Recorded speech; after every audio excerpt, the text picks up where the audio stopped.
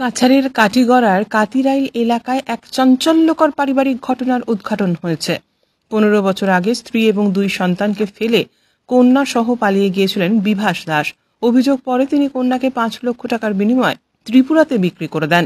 3 বছর আগে সেই কন্যা মায়ের কাছে ফিরে এসে সমস্ত ঘটনা প্রকাশ করে।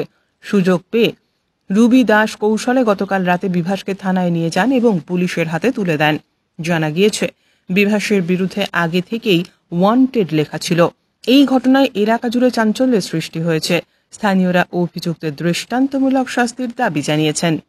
মানে আমার জামাই একটা মেয়ের লগে একটা মেয়ে না, এটা বউ আর কি, বউ লইয়া বাগিয়া গেছে যাইতে আমার 6 বছর বাচ্চা লইয়া গেছে।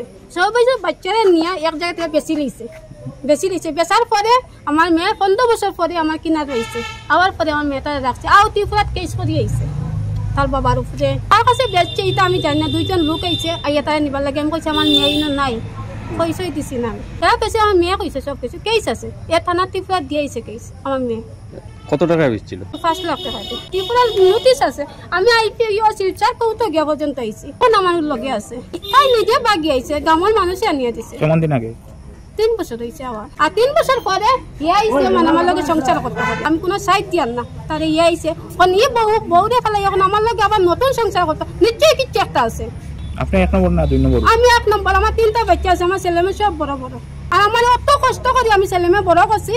তার কারণে আজকে আমি সবার বাড়ি কাম করি আমার বাচ্চা বড় করছি। ও বড় হয়েছে এখন আমার কাছে আইছে। আমি তার এই তো মানুষ আমি রাখতাম না তো কোনোদিনও। আপনার সংসার চলে কেমনে? আমি কাজ করি। আর এখন যে বিয়া করছে এই বউটার বাড়ি কই?